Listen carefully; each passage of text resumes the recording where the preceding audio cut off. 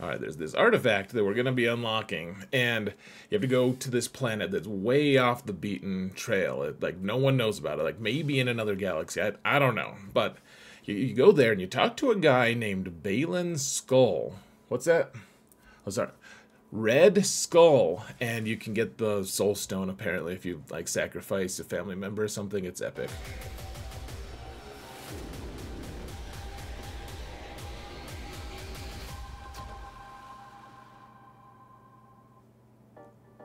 Hello everyone, and welcome to another episode of Xerath Prevails. Today, we've got a recap of all the different news that dropped yesterday. It was an epic day for news, and I'm enraged by it. I'm infuriated by it. It's outrageous, it's unfair, it's pretty cool, some of it at least. So let's, whoa, we're apparently in the recap already.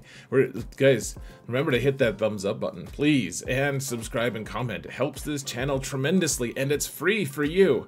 And there's also a Patreon link in the description. So, alright, today we're going to talk about Balin release details, and not just when the event is. Obviously, it's going to be dropping very soon, in fact, but there's some statistics that I think you will find interesting, some stats of his. This sounds the most boring ever. I'm doing a poor job of selling it, but there it is. The dagger got buffed, and we're all enraged by that. We'll see what kind of ramifications there are for that. We'd think that Padawan Sabine Ren has been announced as a requirement for the upcoming Galactic Legend Ahsoka Tano. There's a new assault battle that might be worthwhile, it might not be. What are the rewards? I'll talk about that. There's also a huge announcement about Galactic Legend tickets, and Chewbacca has a Lightspeed bundle. Is that worth it? Tons to discuss, folks. Tons and tons. So Balin is unlocked. He's going to start when they said it is and was, and he's in the game. You can go check him out. It's time to unlock him. What's the release cadence of his? It's according to CG, it's approximately every 3 months. So that would place him at the end of January of next year. So way after Christmas, we'll have kind of forgotten about him by then, because Ahsoka will probably be here. So, and we have this cool graphic that's released every time a new character is released by Lysias the Fox. He compares the stats of these new characters to what all the other characters are, and these are all Relic 9 comparisons. So the big thing you want to look at, folks, is his defense. He's a tank, and he has a ton of defense. Defense is comprised of two different stats, armor and resistance. His resistance stat is nothing to write home about. It's not awful, but it's also not wonderful. But his armor stat is the 7th highest in the game. That includes comparing it to all Galactic Legends and everything. He's also number 9 in protection. That's also comparing it to Galactic Legends. And number 13 in health, to combine for one of the highest health and protection combinations in the game, not to mention one of the highest. On top of that, we also have a really high defense percentage, and the crazy thing is he's a tank, and he's not just a tank in name, kind of like Leia is. She's like, yeah, I'm a tank, but I don't taunt unless you make me somehow. He just does it. He tanks, and he has the stat line to do it. It's fairly impressive. You guys can go read the kit. We're not doing a kit analysis, really. I just wanted to share those stats with you in case you were interested.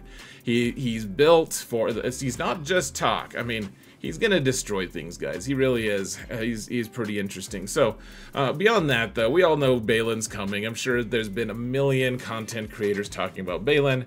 I'm sure everyone's talked about this, too. So, the Thai Dorito has been buffed as a result of Punishing One being released. Punishing One comes out, and suddenly is beating Leviathan very consistently, even at, like, 3 stars, and CG, of course, is furious. It's outrageous. It's unfair. It's not okay that that they didn't test enough. Again, they're like, hey, it can't. Don't worry, guys.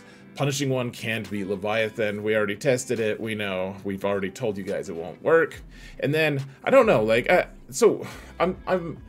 there's a crowd of people who will say like CG doesn't test things, and I tend to fight that pretty hard, because the game is fairly well balanced for how old it is, for how, I mean, like, there are certain things, of course, that unbalance it. Certain datacrons, especially the bespoke datacrons, are threatening to unbalance the game. There's a lot of issues with the game that I've been having lately, but for the most part, though, the character kits, when they're released, are not that overpowered.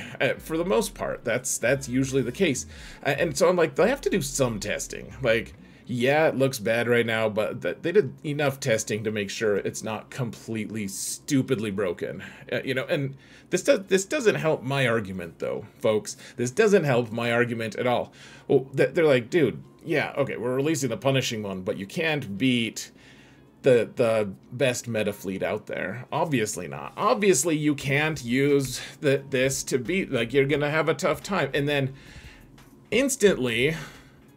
Like, they said that, and then instantly they released punishing one, and people in 3-star punishing ones are beating Leviathan all the time, and it's like what was the breakdown? What made it so that you said one thing, you put yourselves out there, like CG's like, yeah, look guys, you can't do this. That's not a thing. And then the community is like, dude, I just button mashed my way to destroying the best fleet in the meta, and I only had a 3-star punishing one. Like, what was the breakdown that occurred there? Like, I'm just curious. Were they just projecting? They're like, oh, we probably shouldn't be able to after we do all of our tests. Like, it doesn't make sense. Anyways, okay. Like, sorry, that was like a mini rant, and I'm not good at rants anyways, because I'm not that super angry, but I get frustrated by some of these things. Okay, so they're like, look, we can't, everyone's already invested. There's been millions of dollars that we've gotten for this punishing one, and a lot of it's because they want to be able to beat Leviathan. But here's the thing, we can't nerf punishing one. We have to buff the Dorito instead. We're gonna buff the Leviathan fleet, and that just means buffing one ship, and we're just gonna do a couple things. And so there's a couple things that are happening. First off, they're making it so that Sith ships, or ships in a Sith fleet, can't gain bonus turn meter, which is funny that they just made the mirror match way tougher, because it's always been a coin flip. Who goes first? Everyone's got Relic 9 Darth Revan. Once Relic 10 comes out, if they ever release a Relic 10, the first thing anyone's going to apply for Relic 10 is going to be Darth Revan, because they just made the mirror more miserable. They also made the Doritos max protection gain 20% more, which apparently is being fairly effective against the executor fleet. I don't think it's totally shut it down. We'll have to see. There's not enough people with a 7-star punishing one to have really usable perfect data yet, though I will say some people are saying you just use Negotiator to beat it. I'll try to do a counter video on that soon, guys, just to see. We'll try to climb in Arena to see if Negotiator is actually a viable thing. Hopefully I might do a live stream tonight about that. I don't know, it's Halloween, I don't know if we want to, but one thing I will point out though is apparently some people are having some success. They're just saying that you can't, your Sith ships, fleet, whatever, can't gain turn meter. It doesn't say you can't remove turn meter, and so if you use the TIE Reaper to come in, the reinforcement ability removes turn meter from the mirror match, because as it was, the mirror match was always if you can outgain your opponent's turn meter over time, even if you go second, you can still win. Now it's like, well, even with Sith Fighter, you can't gain enough turn meter that you actually win, that you actually overtake your opponent. So if you go second, you lose. If you go first, you win. Apparently, the TIE Reaper can change that equation a little bit. We'll have to play around with that as a counter as well. The good news, if you can call it good news, is I dropped to number 29 in my Fleet Arena recently, so we'll have a lot of testing we can do tonight. Okay, moving on. Sabine, the Padawan, has been kind of announced. So they're in the Balin Skull text that for the event, that at the very bottom you can see the red line I've put underneath it. It says Padawan Sabine Ren will have her appearance and abilities altered for this battle, which makes me think, and I think probably everyone who read this and noticed it, it makes me think that Padawan Sabine Ren is going to be in the game, and they want to add this note so that people don't get too confused. However, she's not in the game yet, and I've long said I'm like, that they have to with Ahsoka. People have been telling me forever, okay, the Galactic Legends Ahsoka Tano, we've already gotten all the new characters. All the marquees have been released for Ahsoka, and I'm like, I don't know what team Ahsoka's gonna have.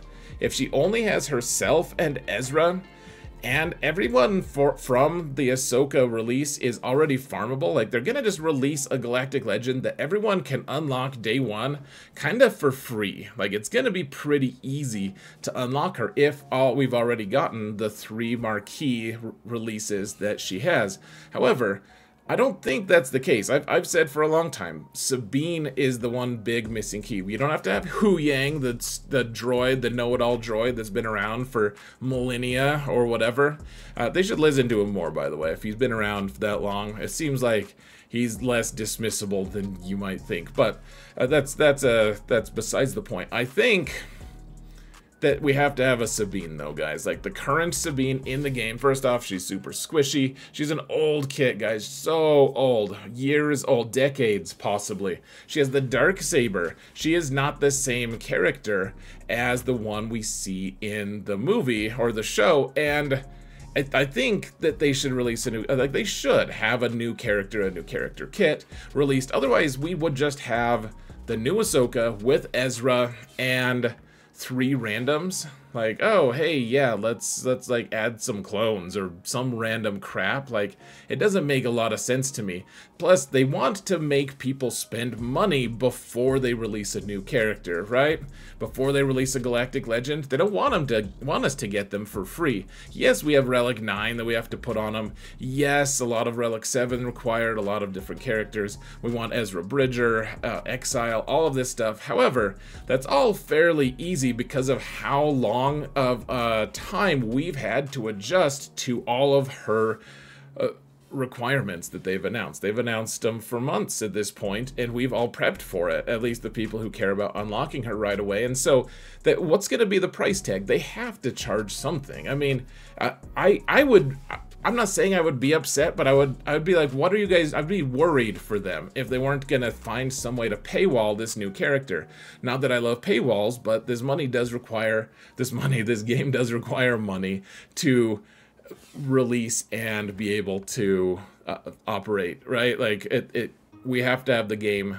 If the game is going to keep going, we have to have some paywalls out there for people to bite on. And so Sabine seems like the perfect one to do. Maybe we'll have Hu Yang as well. I don't know what other requirements, but I think if this isn't a great indication of her requirement, I don't know what is, folks. I don't know what is. So there is definitely something to be said about that. Sabine, look for her release in a couple weeks. It would be my guess.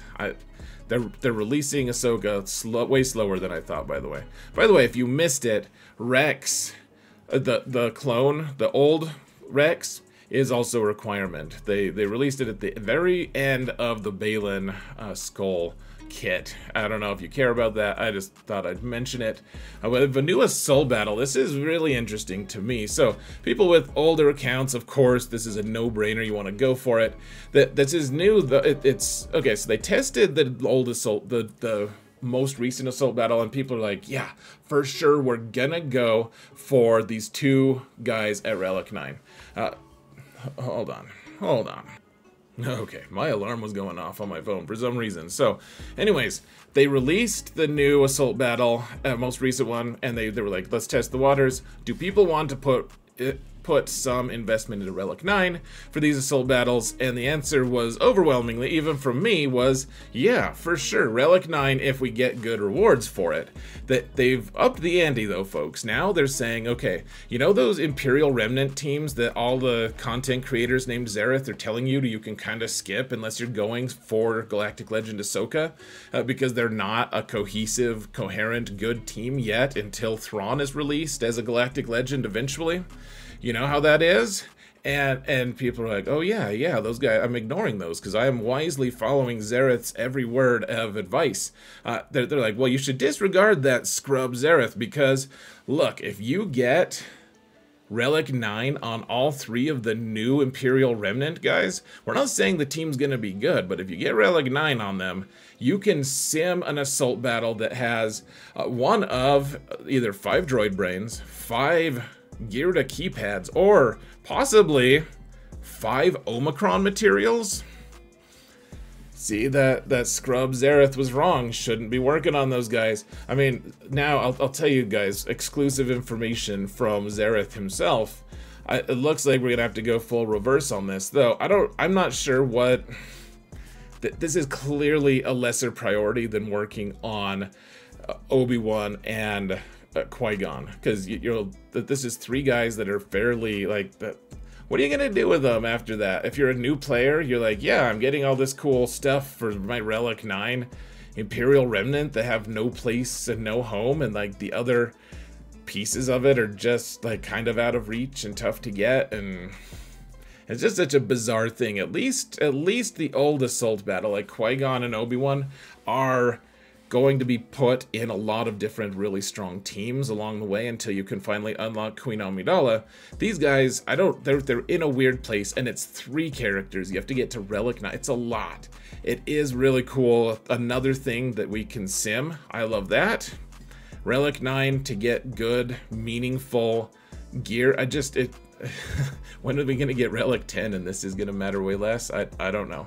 Okay, so they also released a huge update, and we don't need to spend a lot of time just gasping, but we don't lose Galactic Legend unlock tickets anymore. If we fail, we keep those tickets. What a great update. Oh my gosh, what an amazing update. That's so cool. I'm gonna get way fewer clicks on my unlock videos now because people have no fear, and that's fine, honestly, because I want people to be able to unlock these characters. And frankly, I get tired of people not being able to follow instructions and then blaming me for their lack of unlock skills. Like, I'm sorry, if I have thousands of other people that are unlocking them on the first try, just like I showed you guys how to do. If you're failing every time, like 9 times in a row, like you said, which I doubt, because 9 is probably too many times, and why would you try it that many times in a row without trying something else? Then you're probably following instructions poorly. So we'll have to stop having that interaction a little bit at least. We'll still be putting unlock videos out though, guys. Hopefully we'll do one for Balin, in fact. Okay, and then we have Chewbacca Lightspeed bundle that was announced a little bit ago. It was data mined. Thanks, by the way, for all of the data mines for the Galaxy of Heroes event server. Those guys are great. Sig is a treasure. So the Chewbacca Lightspeed bundle, is it worth it or not? It's 25 bucks, guys. 25 bucks. And I guess what I'll say is this, guys. A lot of those characters are like not that useful these days. For a new player, though, all of these characters are requirements for something. Maybe Embo. I think even Embo is really, like, every bounty hunter is a requirement for something. I think Grief and the bounty hunter Mando aren't required at high relics, but everyone is required at relics to some degree, and so this does save a lot of time and gear and effort. 25 bucks for a Lightspeed bundle is a little bit expensive, but you are getting a lot of important characters that you're gonna need eventually to unlock things. So I would say this is probably, I mean, if you're gonna spend money on the game, this seems worthwhile. Like 25 bucks, it's funny because even just one of these characters from Gear 0, if you've just spent actual crystals or dollars, however you want to do it, to buy the gear and relic materials and all that stuff to get these guys to Relic 5, it would cost way more than $25 for even one character. Even the least of them, even the cheapest. And so this is actually an amazing deal in terms of in-game investment and all of that. It's just, it strikes me as a little more expensive than other past Lightspeed bundles, that's all. It's still a comparatively very good deal. By the way, guys, go farm the Great Mothers. They didn't really announce it, but she's in Cantina, and they're going to be pretty good. So, all right, that's it for me today, folks. Thank you all so much for watching, and remember that in all things, Zareth prevails, and he hopes you do too. I have it from him personally that he hopes you prevail. Take care, everyone.